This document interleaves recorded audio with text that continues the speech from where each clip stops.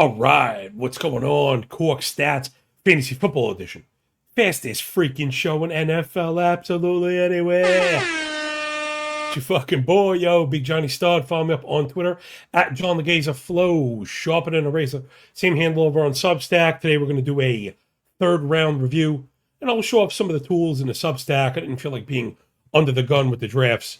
If you're interested in that kind of thing, there's a bunch of live stream drafts on the Corked Stats channel under the video tab. If you're into the baseball thing, we're doing that in spades. That's under the live tab. That show kicks off 9 a.m. every day, Monday through Saturday. But in the meantime, I'm drafting whenever you don't see me talking about baseball. I'm doing fantasy drafts, balancing between, Underdog and DraftKings and drafters. They're all a little bit different. So it's important, right? And as we're getting ready to get into redraft, to know which best ball hat you're wearing and then get ready for the redraft hat. So I want to talk a little more redraft today. But if best ball stuff comes up, so be it. Let's check out this ADP board. Hat tip to the guys at NFFC, putting like a new perspective on ADP. Check it out. All right, so this is not a draft board, though I guess it is a draft board, but it's not a draft board. But it's ADP visualized. The only thing that I have to point out to you, if you noticed, the arrow under the third round is facing left. The high stakes community does third round reversal, meaning, right, it's 1 through 12, snakes around the way you're used to, but the player with the number one pick does not get the 2-3 turn. After pick 24, it goes back to the 12. In those formats, I love the fucking wheel.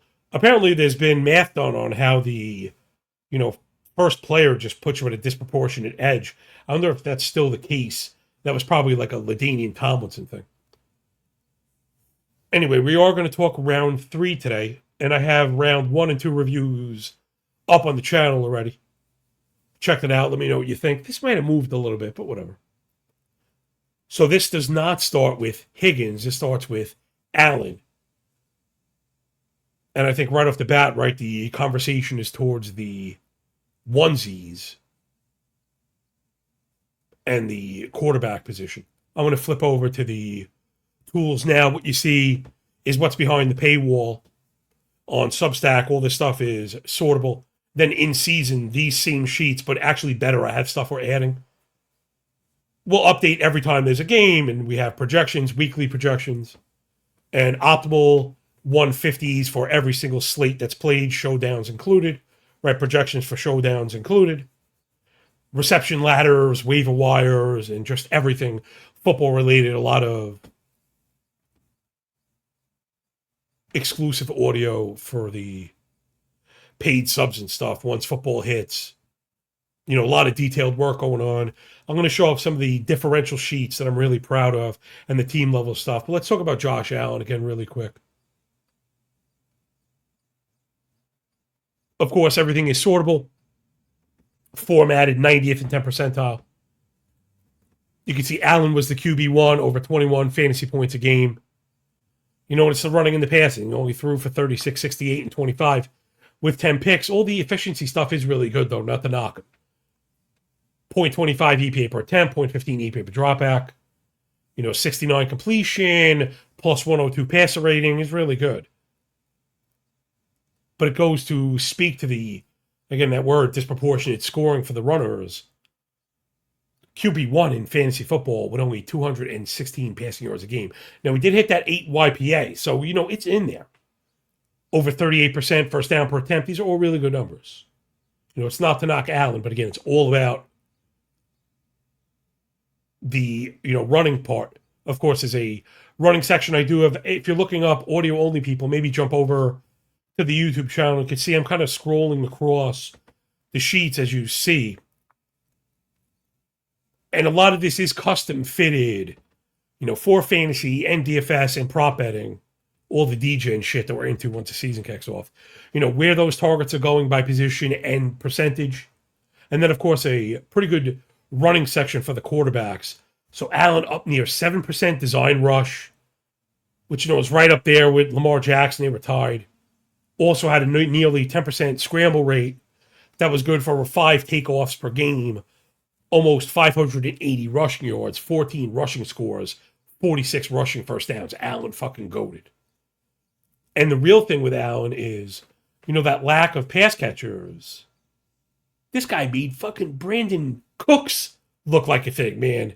How good must you be? You know what I mean? So they bring in DJ Moore, another point of contention. I guess we could talk about Moore really quick. Check it out. Let's flip over to the pass catching board. You can sort, you can use Control F, you can use the filter functions, all these things, whatever blows your skirt up. I have it set by, let's set it by fantasy points and then team alphabetically. And, immediately when you look at this, I know I'm really into organization, you could tell.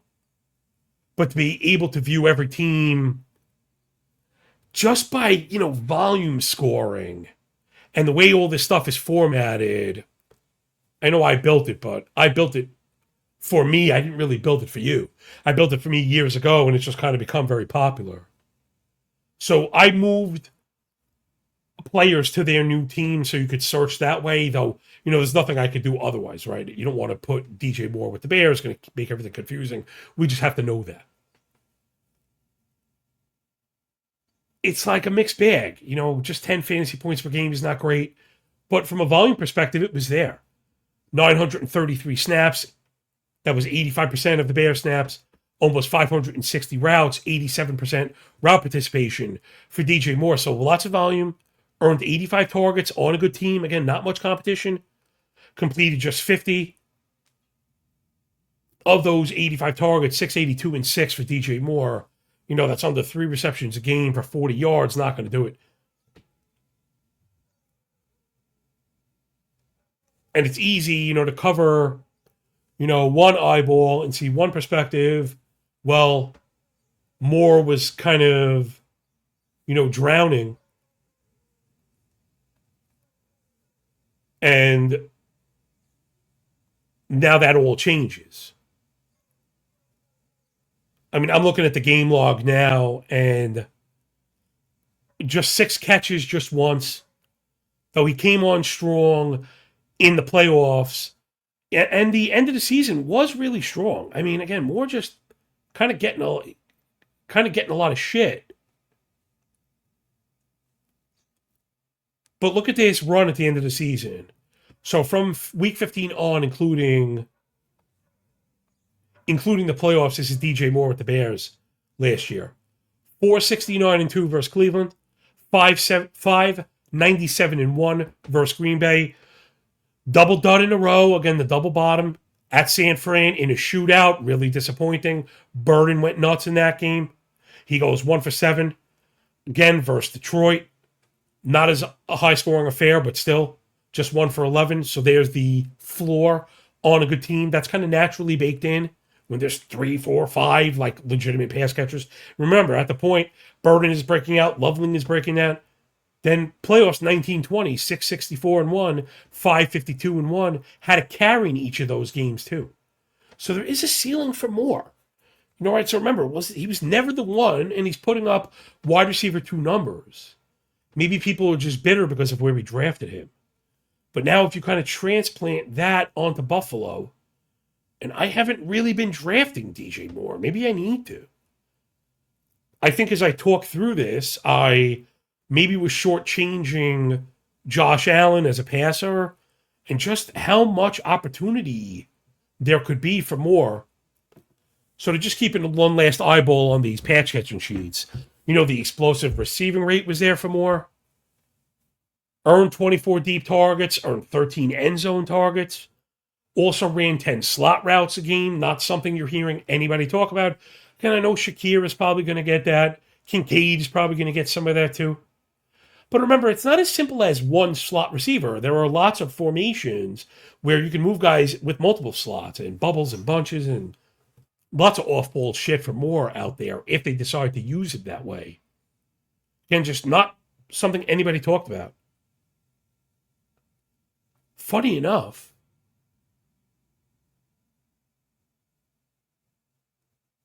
He did a lot more work out of the slot than I thought. It's probably going to be mostly outside. But you're going to tell me DJ Moore is going to play every fucking snap? I would say he is. I would say he is. So I flip back to the draft board. Again, now just basically to Allen in itself. I do think Josh Allen is going to be the number one quarterback. That said, there's way too much consolidation, right? So let's talk redraft, right? So in redraft, how could you draft Josh Allen? It's crazy to me. The QB 12 it could compare with him.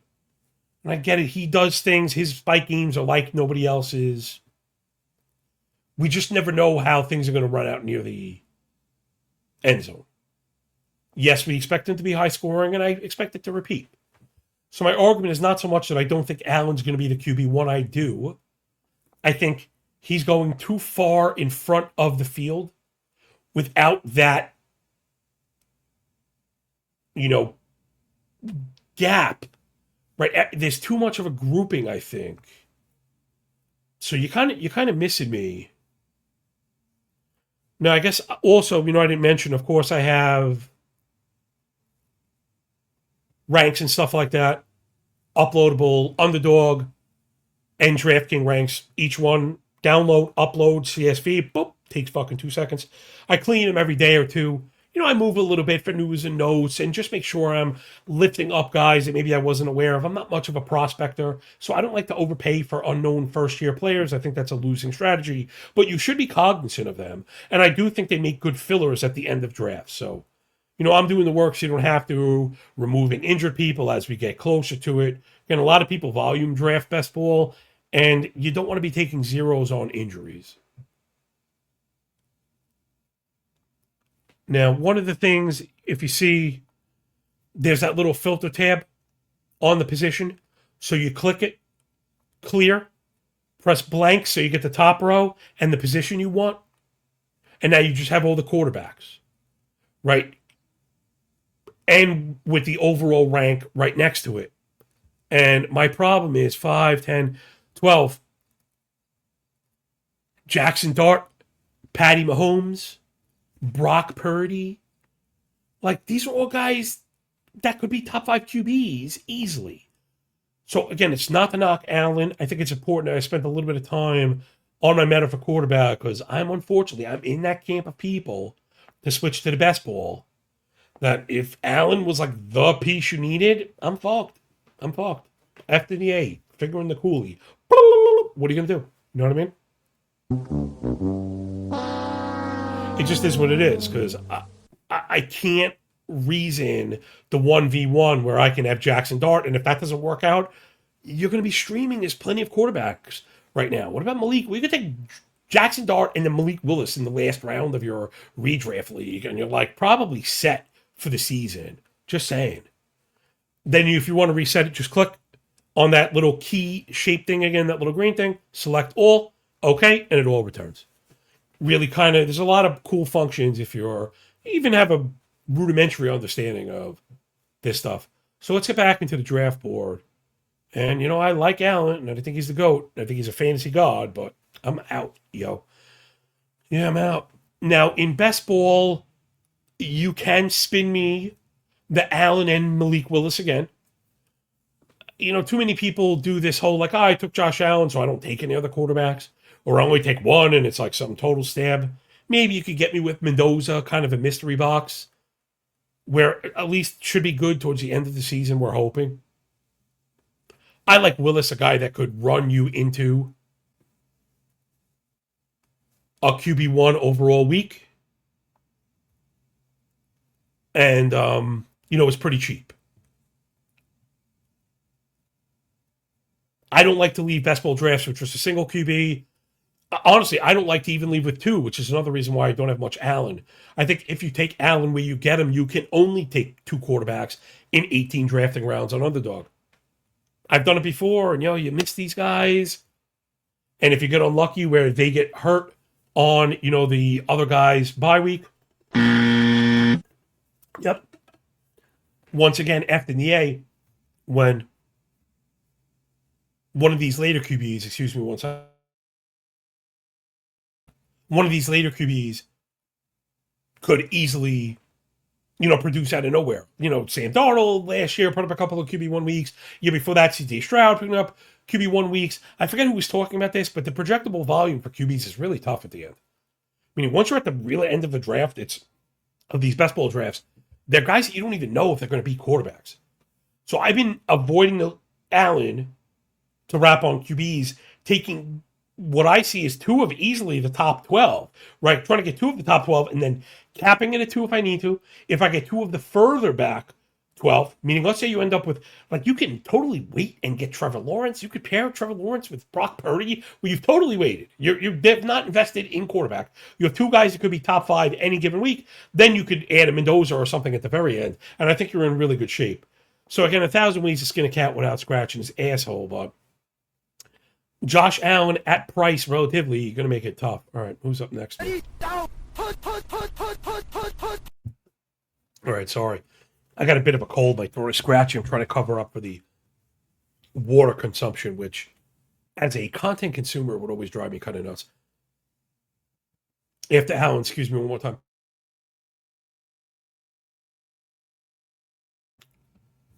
Sorry, rather hit you with a dead space than coughing. It's amazing how many hosts and stuff don't use the damn mute button. Next up, Malik Neighbors, hard out for me again. We know how good Neighbors is. But it's not just the injury. They had complications. We might be looking at a pup start. Now, this is an interesting one. So I'm going to have 0 Neighbors in best ball. I'm almost certain of it. He's going too high, and even as he falls, I haven't been able to rectify the price. I just worry way too much. And then forget, if there's a setback. We've already had a setback, and people are still drafting him. I wouldn't say as if he's not. He'd be going in the first round. Excuse me. But for me, the third round, still not nearly enough. Again, remember, it was a complicated surgery, and then they had to go back in there, and it kind of resets timelines and stuff. I think we saw him running at some celebrity softball game, and he looked awful. It looked like me running towards the fucking beer bowl in a softball game. So, for me, out at Neighbors.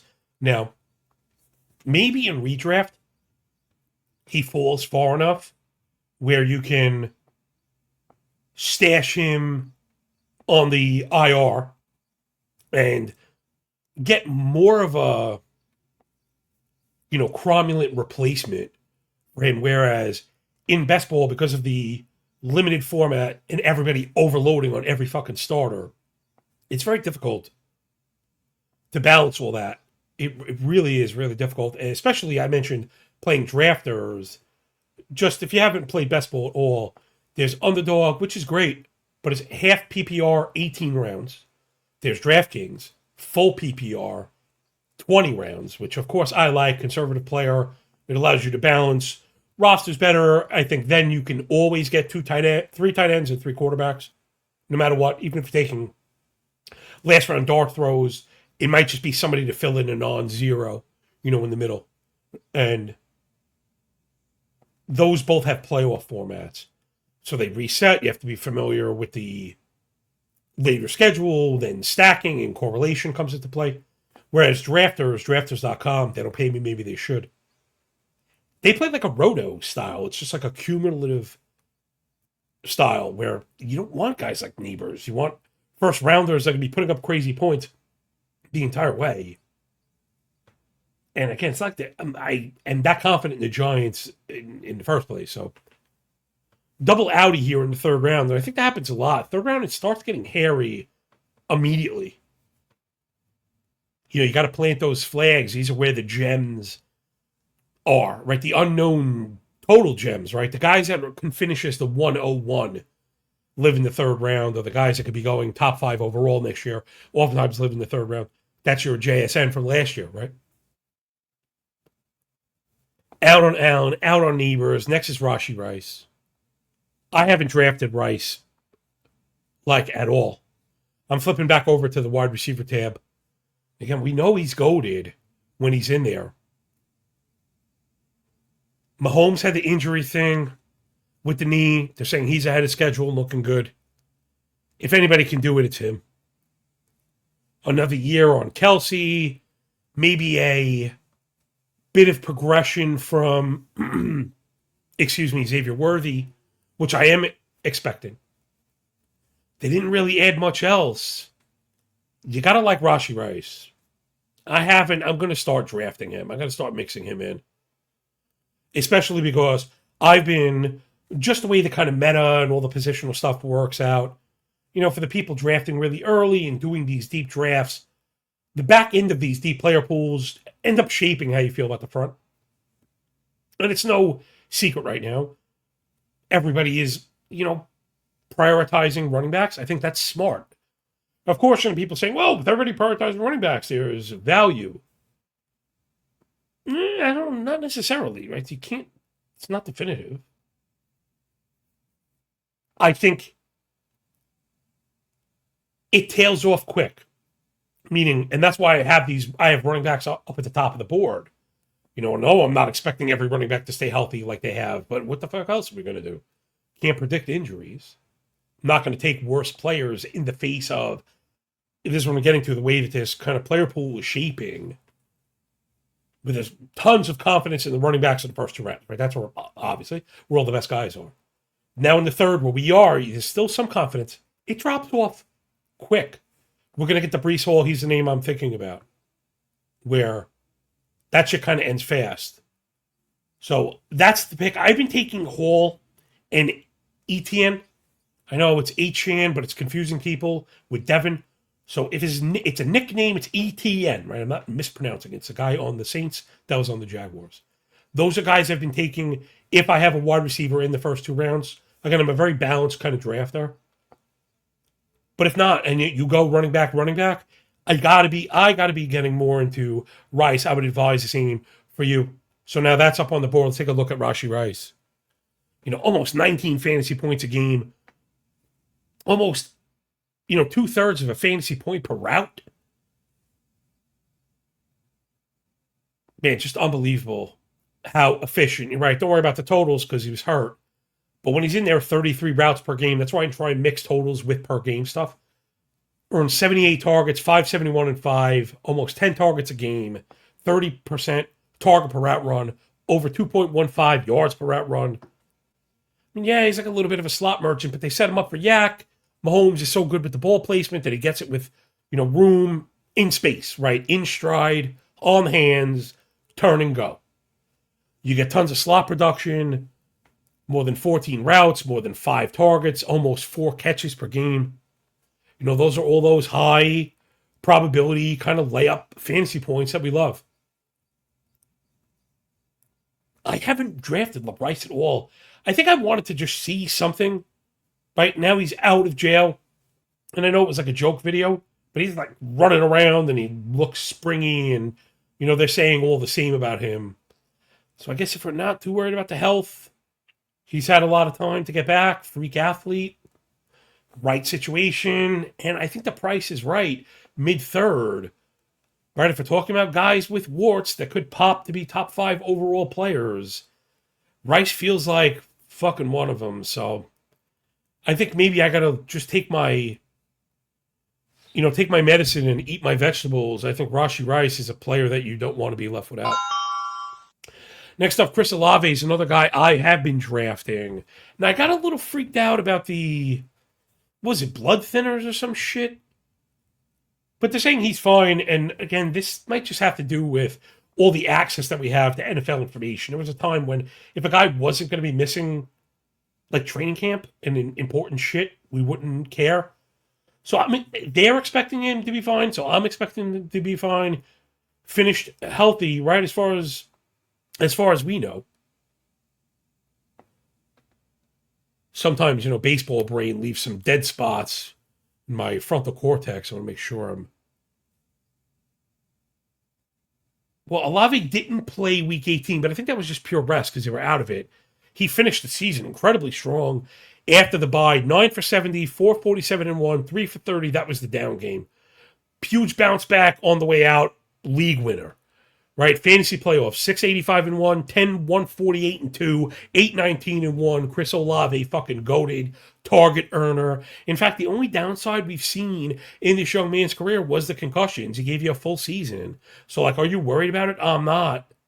That's why I've been drafting so much Olave, but you probably should be mixing Olave with Rice. I have that problem sometimes. Not to say overdraft guys, but I don't balance enough. Give you an idea of the sheets, right? As I was kind of filibustering for fucking 10 seconds, boom, you pop right over to Olave. Now, drafts in best ball, you only get 20 seconds, not enough time to research.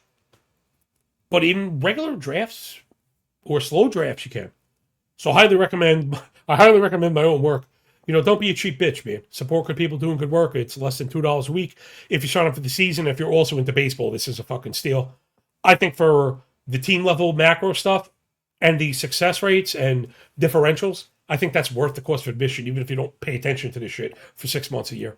Projections and stuff, again, and no one is doing it really this cheap.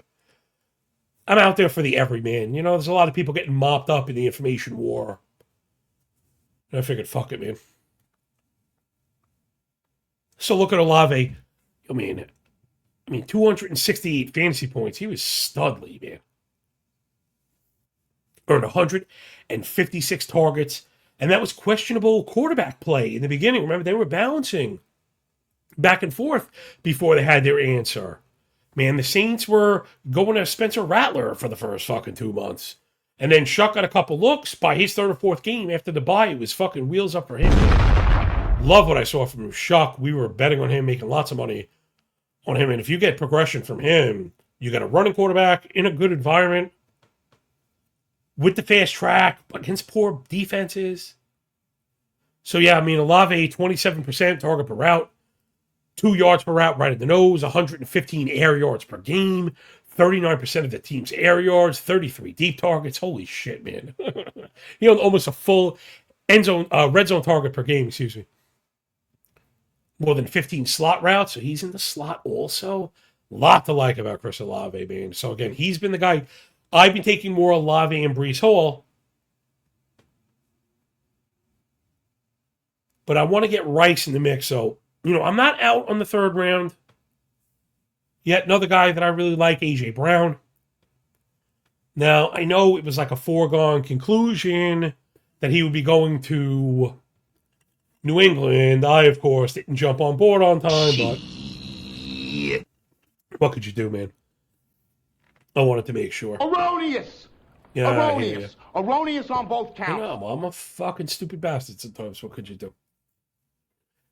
So AJB ends up in New England. I think he's kind of polarizing, but hard to deny the ceiling run out here, right? So let's do this in 2 stages. Sorry for giving you the Facha Berta. That was a mistake. Bull case. Let's go over to the wide receiver page first. A.J. Brown with New England. Again, people made it like he was disappointing. I didn't love the play calling in Philly.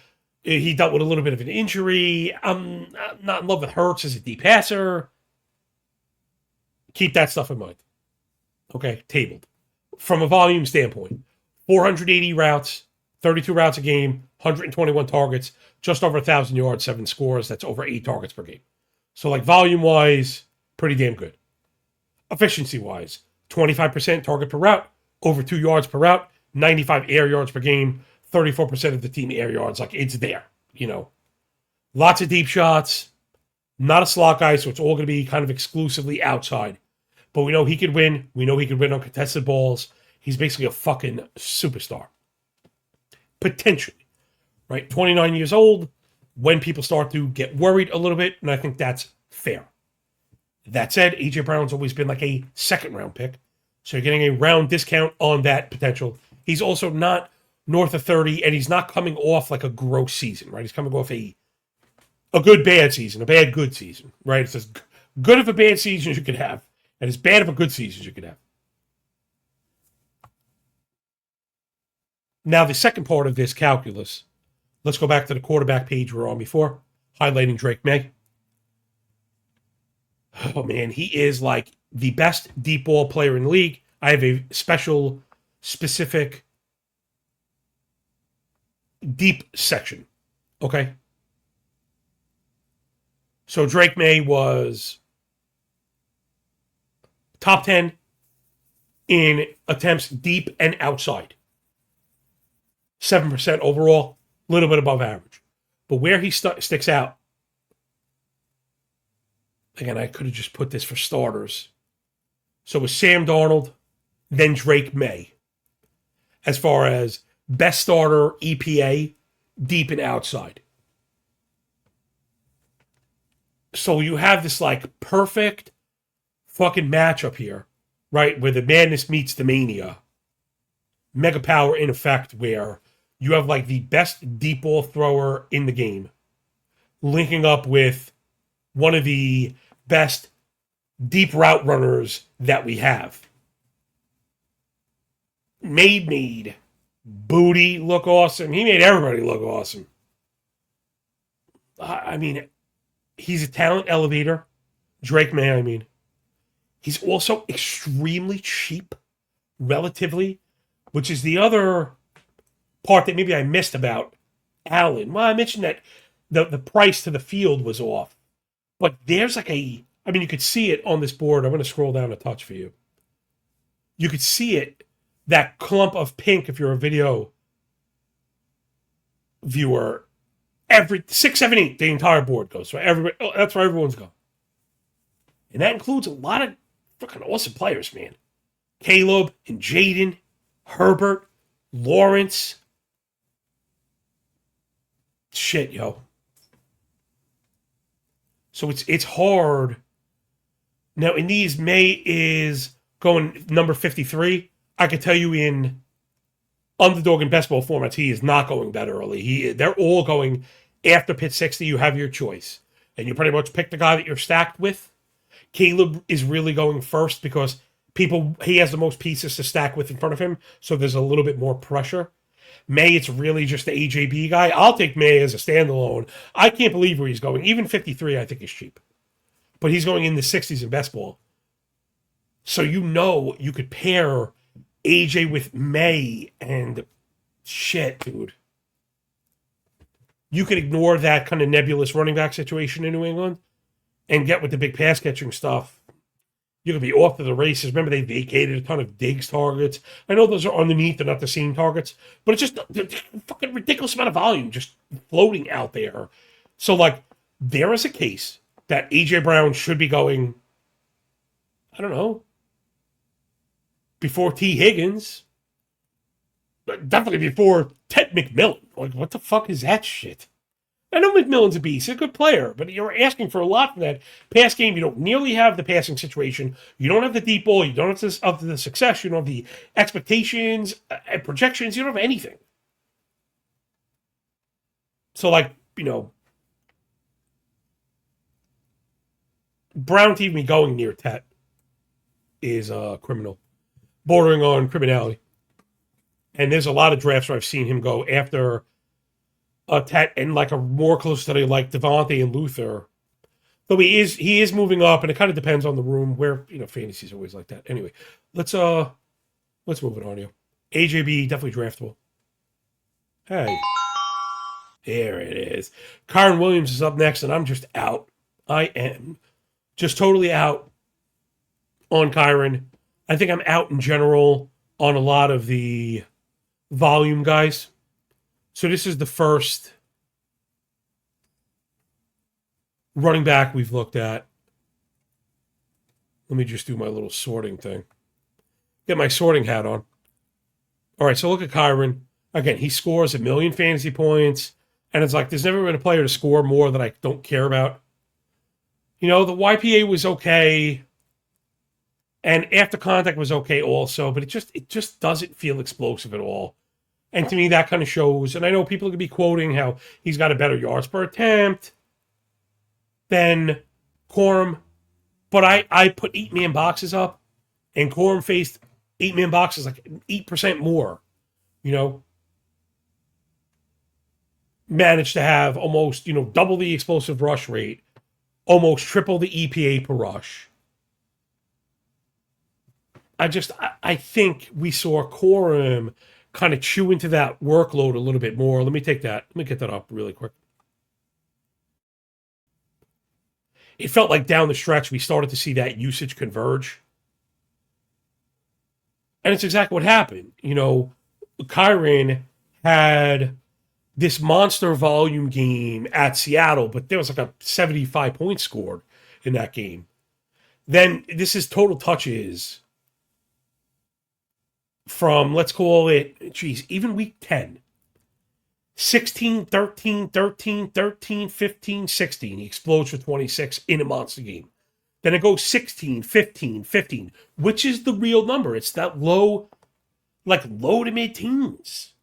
So you're banking on not even volume anymore. You're banking on touchdowns, which again, that could regress with Devontae getting so many. Maybe that comes back to earth. Decent argument for that. Just feels like, again, that consolidation of usage. In that last game versus Seattle in the playoffs, he only outtouched Corum by 1. And there's a few games where they were equal or less than, and you're just missing me at the price of these volume-based, non-explosive running backs. Can Kyron come back and haunt you? Yeah, because he could score 1 million touchdowns.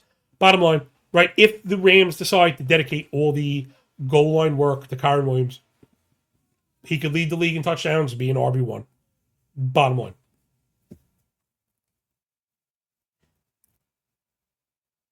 But man, and he only had six 20-yard rushes in 260 attempts. Corum had 5 in $145. You could see them getting away from it. And, Corum getting those high leverage playoff work gets me off of Kyron. I'd rather be, off a day early than on it a day late, pretty much. Next up, Josh Jacobs out again. Same idea, right? Volume-based, kind of meh. Now we're worrying about, one, he's got off-field stuff that's not resolved. I'm not going to speak to that. I don't know shit about it. I'm not going to pretend to. But now, I think the scary thing is Marshawn Lloyd. Now, I mentioned access to injury stuff being greater than it's ever been, which is true, and being careful about injury stuff and too much injury optimism, which is also very true. That said, training techniques and changing techniques can be a tangible thing. McCaffrey comes to mind. Marshawn Lloyd, they really detailed it. I actually went and asked the DPT about it, and he signed off on it. Not doesn't mean the guys can stay healthy, but just that it wasn't bullshit. It wasn't bullshit. It was legit.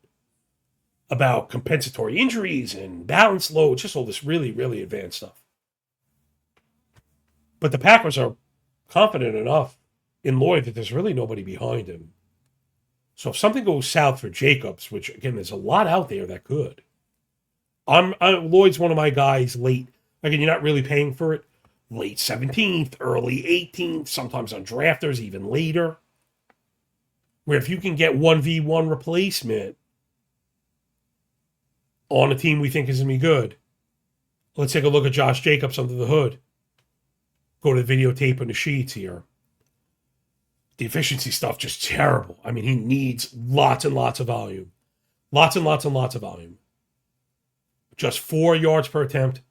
Less than a yard before contact. Just a shade over 3 after per attempt. Negative EPA per rush. Just 6% explosive rush rate. These are not good. And he did not face a lot of 8-man boxes. Team's not afraid of him breaking away. Good in the pass game, but not great. So it's just volume. Again, look at all the volume stuff through the roof. 270 total touches, 50% touch per snap, over 1,200 scrimmage yards. 20% of the Packers scrimmage yards, by the way. These are all elite metrics, but they're all volume-based. Not getting any younger. I don't feel like he's done a ton to like earn all of it. Yeah, there's a confidence level in reliability, but I also think there's, a need for explosives. You look at this game log, and there were a couple games where this fucking guy he held you out to dry, man. Came out of the box pretty strong. Middle of the season, we had some burnout. Gosh, at Pittsburgh, he had 16 touches for 45 total yards. He was lucky to get into the end zone. The Giants, 7 touches for 40 total yards. Again, week 16, Chicago, 14 touches, 48 total yards. Baltimore, I think he might have got banged up in that game. They didn't do shit in that game. Week 19, Chicago, again, playoffs, right? 20 touches, 58 yards, no scores. When teams tackle, he's meh. It's not like he's going to explode in the pass game. He's going to get you a decent floor and catch a couple balls. Right, he can get you to that 4 or 5 mark, which we love. That's the juiciness. But even that started disappearing. He was sharing that with fucking Chris Brooks, man. Like, jeez. Didn't get the 3 catches, not once. Not one time after week 12. Not once. Didn't post 20 receiving yards, not once, that same time frame. So, to me, Josh Jacobs, he lacks ceiling. And, that's not what I'm looking for. We're looking for the, the fucking blow-ups, you know what I mean? No! Exactly. Next up, my guy, Breece Hall. If people are buying the fucking coach speak on this, like, 3-headed monster quote went out there, one, I would suggest you listen to Coach Speak Index. He's fantastic. I don't know any of these guys. I just watched them. He does a show. Excuse me 1 second. I'm really sorry about that. He does a weekly show with Patty Corrane, who I also don't know, but feel like I do. You listen to some people fucking 10 hours a week. You feel like you're friends with them. They do one of the better pods that's out there. Coach Speak Index is, he filled a void. Hat tip to him, man. He filled a void that was out there, right? That gray area, the gray matter of fucking Coach Speak. He quantifies it, he logs it, he goes into the nuance, and then oftentimes expands on, aggregated quotes and the fucking click farming shit. And that quote was not at all what it was made to seem like, and that happens all the time. Coaches are not going to say, this guy is donkey dick, and we're not going to give him the ball. Breece Hall's going to get 35 touches a game. No. What's happened every single time Breece Hall has ever been a fucking Jet? He earns the ball. He gets the ball. And he's the man with it. Like, that's just it. Okay? Give the guy credit where it's fucking due. Breece Hall has definitely been a correct answer. You know what I'm saying? Always, the fantasy community trying to make these handcuffs and Braylon Allen a thing. Yeah, he looks okay with the rock in his hands. He does. He looks okay.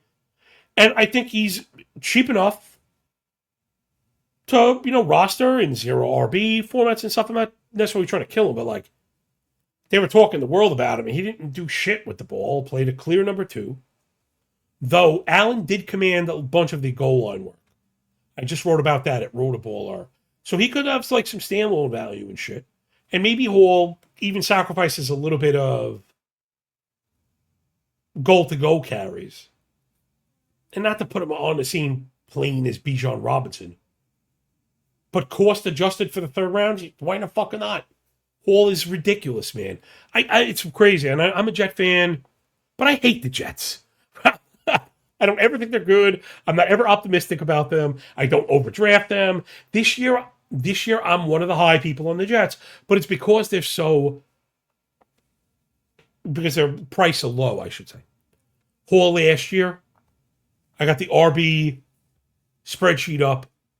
Over 200 fantasy points, tons of volume.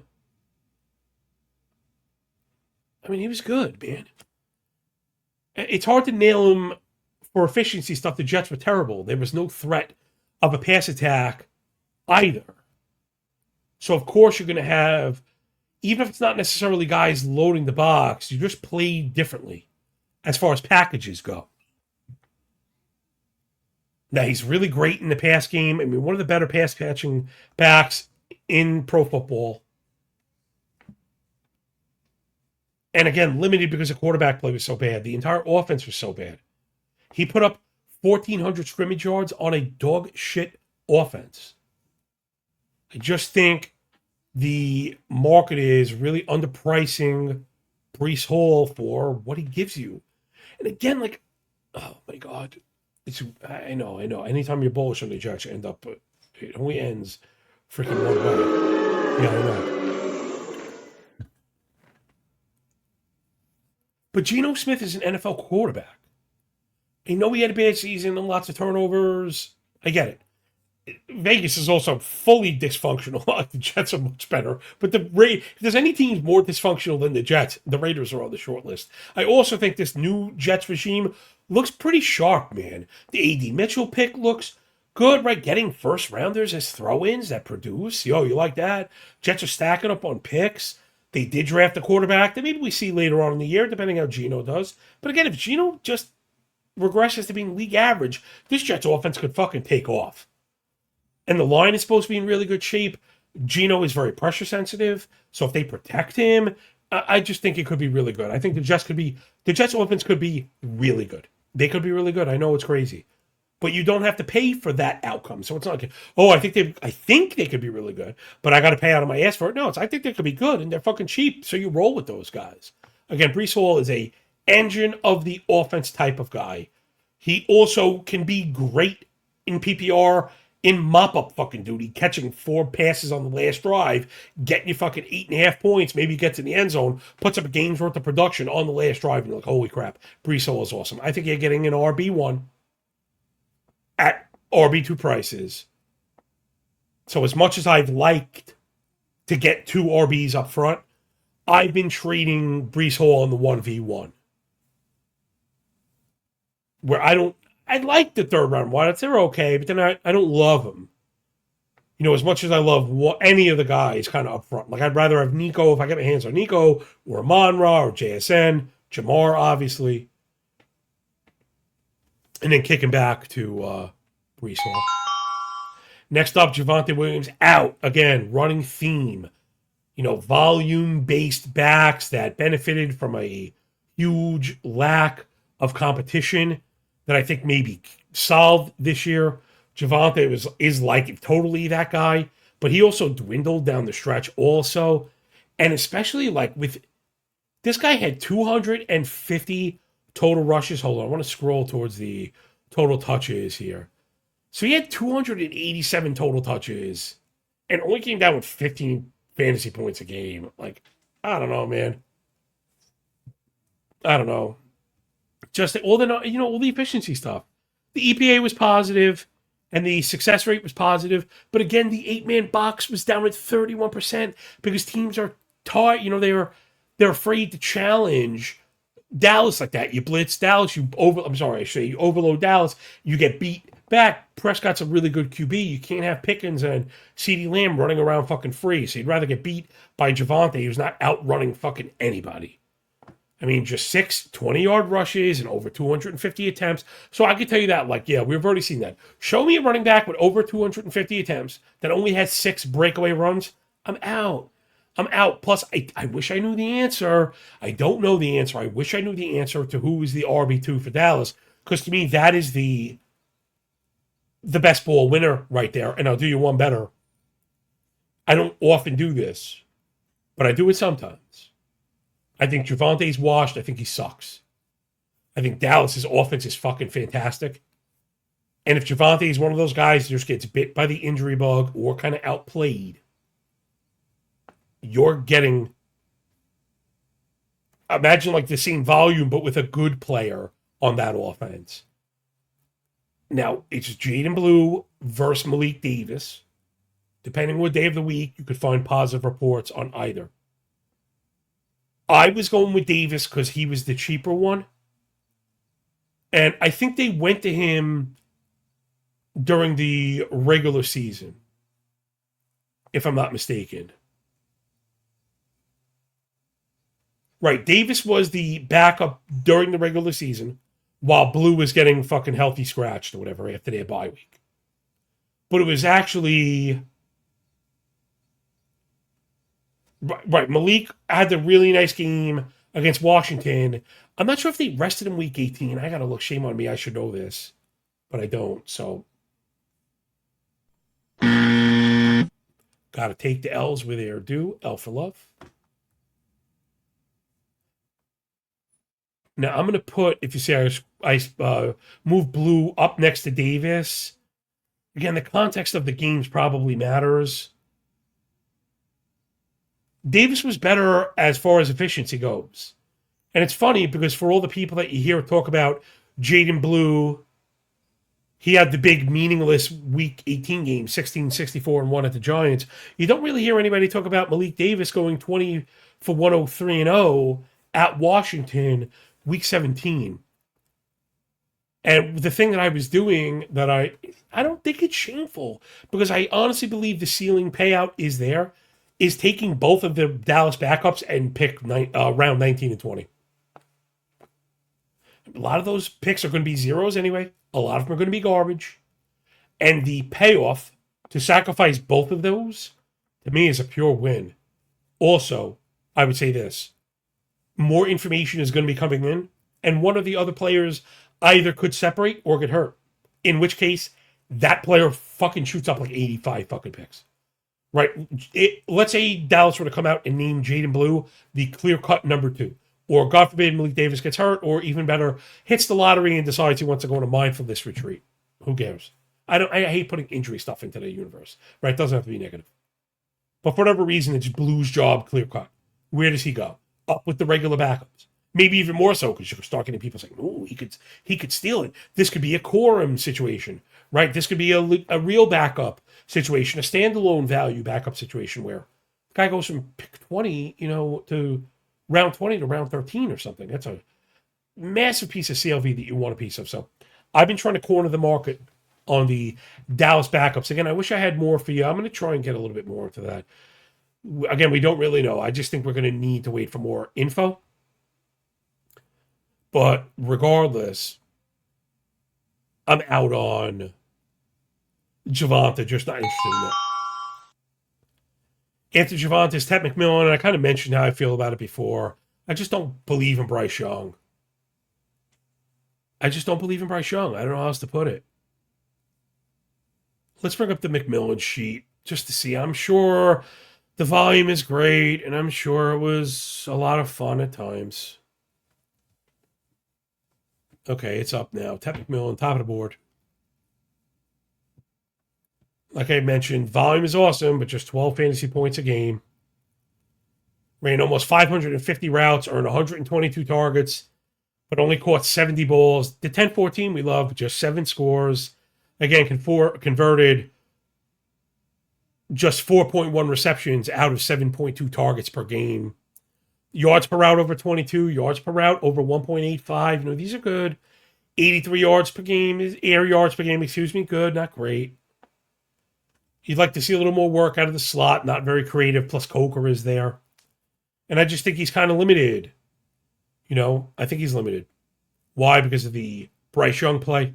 I scooched on over to the quarterback sheet, Bryce Young up on the board. Let's go back to the beginning. And it's whack, yo. He's not good.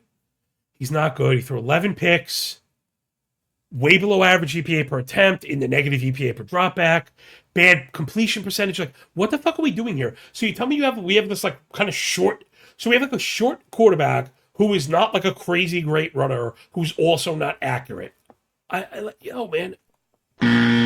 Yeah, no shit. That's where I'm at. I don't know. You missing me with the Bryce Young stuff. Again, I don't know. And then you watch it, and I don't love it. Now, he suffered by a lot of drops. I get it. But he was just at 6.3 YPA. Only 42% of attempts to the sticks. Just 32% first down per attempt rate. A lot of this shit is very bad. He throws to the running back entirely too much. I don't know. I don't like him. He doesn't take enough deep shots. Just 7% deep rate. Why? Because he can't see over the lineman. I don't know. We keep waiting for this. It's not any good. He takes entirely way too many sacks. He's ineffective against the blitz. I mean, what do you want for me. What do you want from me? So I'm out on Bryce Young. You can have Bryce Young. I think it bleeds over into the receivers, and I just don't think there's nearly enough of a discount on McMillan to draft enough of a discount on McMillan to draft McMillan. Allow myself to introduce myself. Next up, a player I am drafting, Travis Etienne Jr. We're just calling him ETN for short. Yo, player, if you hear this and you're upset at me, one, I'm sorry. People butcher my fucking name all the time. You kind of have to get over it. Number two, I mean, if you're really upset, tell me a charity and I'll donate money to the charity for mispronouncing your name to not confuse people with another Devin H.N. And I get it. We want to say people's names. Notice when we're talking specifically about you, Travis H.N. Jr., I'm going to, but sometimes we need shorthand and whatever, man. I'm not trying to insult people, but I'm not trying to get canceled by the fucking pearl clutchers either. You know what I mean? I'm not trying to disrespect the damn guy, but like, whatever. We have nicknames for everybody. Get over yourself. Now, this is an environment that I do like. I mentioned liking New Orleans. I like the progression from Shuck. I think they have the pass game to warrant respect, to have people back up off of ETN. And that run game was straight up disgraceful. Oh, now here, we haven't done any of this. Let's do the team level stuff that I was talking shit about. Oh, man, these are the best, yo. Yeah, for real. All the advanced team level stuff you could possibly ask for. And again, the reason, or part of the reason why these sheets are all so good, is if there's something you want that I don't have, I'll put it up. That's a lot of people joining like, dude, what the fuck? You have all this like very specific. Yes, we have all the gambling specific shit because degenerate gamblers subscribe. And if there's something missing, ask. And if there's something missing that would get you to subscribe, I'll put it up to get you to subscribe. Door swings fucking both ways. You know what I mean? That's what this is, brother and sister. I wanted to highlight the run game for New Orleans. First, let's just show off the macro stuff. So New Orleans whack overall, 18 points a game, negative point differential. Now, one thing that I really like a lot, I have it labeled as clock at snap. It's the average play clock when they run the snap. New Orleans, one of the fastest in the league. We love that fucking pace, man. With a quarterback that runs, with a legit running back. I like everything Saints. Okay. I love these.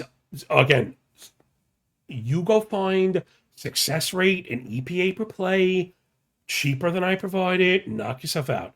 For the people that go and find this data and scrape it, yo, stop wasting your fucking time, man. I got you. You could see the success rate, EPA, all garbage, the drive efficiency rate. I'm really into this stuff. Average drive rate was poor. Time of possession was poor. Points per drive was poor. Driving, scoring, success rate was poor. And then look how bad the rush game was. Legit, one of the worst run games in the league. And it reflected they just gave up on the run. Negative, everything's bottom five. Bottom five across the board. Negative EPA per rush, just 94 rush yards a game, below 4 yards per rush, below 1 yard, before contact per rush, 35.5 rush success, 5% explosive rush. Just look at me in my fucking fat face. 5 20-yard rushes all season. They were anus. They were fucking anus. Bringing a real running back, this could be awesome. This could be awesome. You know, you could get ball hog plus like both ways. So now let's pop over to ETN on the running back sheet.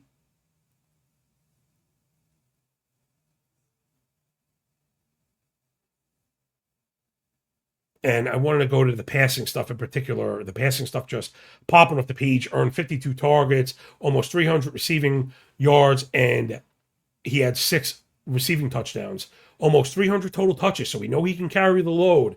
Man, with a little bit of creativity over there, you could get a wonderful run out. ETN feels like a guy that would generally be going in the second and not the end of the third. So again, he's kind of allowing you to get a wideout in one of the first 2 rounds with an elite running back and feel like you didn't get shortchanged, where ETN kind of marks that drop off. Hall and ETN is the end for me. After that, I'm a little bit worried. I kind of have a little scatterbo. We'll talk about him in the 4th round review.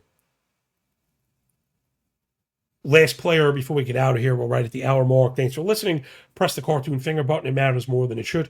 Subscribe to the channel. Again, baseball, football, year round. I'm still working out some of the kinks. I'm old and don't know how to YouTube. It's a verb.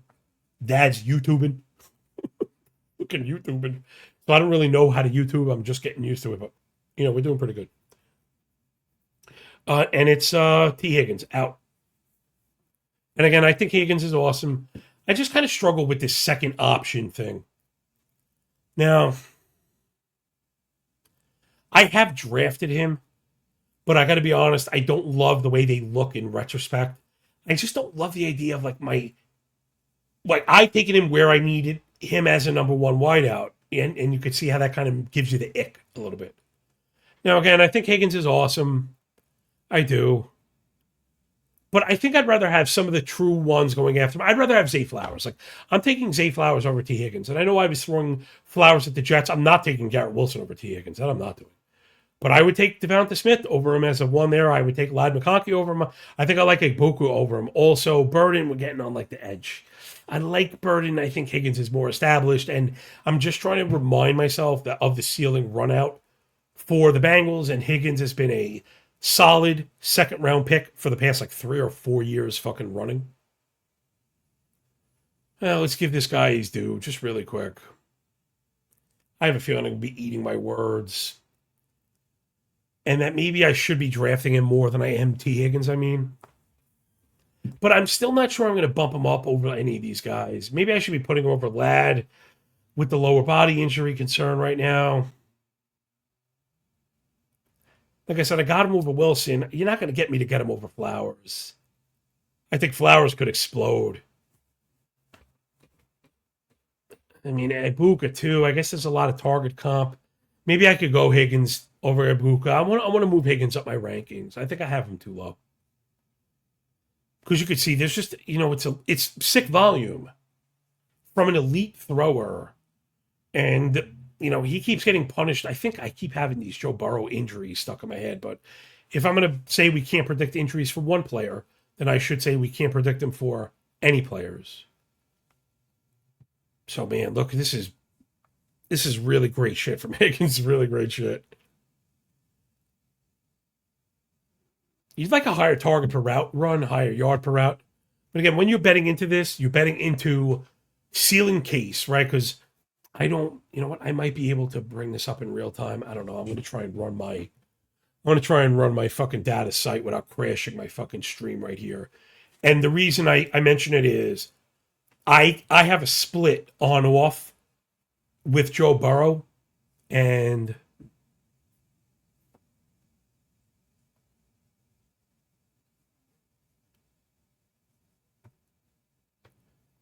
I don't know if I could fucking bring it up. Maybe. Hold on. Yeah, I'm going to try and filibuster long enough to do it. It's a little bit fucking slow, this thing. But it might be worth it. Again, it's really the kind of defining character here. For this, a defining data point, Just to scroll through the rest of Higgins while I'm waiting for the shit to kind of load up. Lots of deep targets. You get him in the end zone. You don't get a lot of slot work. But he's a, definitive second option. So here, check this out. I've got it right here. So Higgins' numbers, the efficiency stuff pops with Burrow, right? It changes. The target per route jumps to over 21. The yards per route jumps to over 1.9. You know what I think? That's the big one. That's the big one. Where, remember, a player could put in a full year, which, we always want guys to do that. But when you change the quarterback, of course, it's going to change the whole thing. And we'd rather have fewer targets from Burrow than more targets from whatever terrible fucking QB is back there. So, I'm rethinking Higgins. I still like a few of the true wide receiver ones over him, but I'm going to move him up my ranks literally as you speak. So that'll do it. Appreciate you, everybody. That'll do it for the show. Press the cartoon finger. Follow me up on Twitter at John Legaza. The name is right down there. If you check out the Substack, pin post has samples to all the data that you get. You could sign on to the free Substack to see the emails. Also, there's some samples. Right now, all the football audio is free. Check out the first and second round. got to be at least a half a dozen drafts on different sites. I've been drafting Underdog and DraftKings and Drafters. And, if you have any questions about the thing that we do, hit me up and I'll let you know. Oh, you know what I forgot before we go? Was the differentials. Here, check this out. They're up really quick. And for any bettors out there, this shit is so fucking important. It really is. It's so important. Plays per game differential, yards per play differential, EPA per play, EPA per dropback, yards per attempt, points per drive, explosive play differential, plus average start distance and field position and all that stuff differentials. Again, if you can find it for cheaper than $1.65 a week, formatted and ready for you, you don't have to spend any time to do it, by all means, but that sheet is really great for any bettors out there. So that'll do it. Appreciate you. And, check out my work. I do the fantasy football waiver column at The Athletic for both baseball and football. I'm the host of Fantasy Football Weekly on iHeartRadio. That's every Friday. That's free on every podcast stream. And check out Corked Stats if you're into baseball. Yeah, you've definitely come to the right place, but it's just football only for you. I know I'm not part of the intellectual fucking dark web, but that help us, actually, right? Not being part of this like market-making crowd where we can digest what they're doing and hopefully kind of use the judo momentum and buck what they're doing and kind of go against them. Namely like 4 tight end builds I'm not doing, and some other stuff I was talking about in the last episode. Anyway, let's get out of here. Yo. Enjoy the games, enjoy the day. When we're done with the book, enjoy the pay. And remember, when you work this hard, winning feels a lot less like luck, yo. Take care, everybody.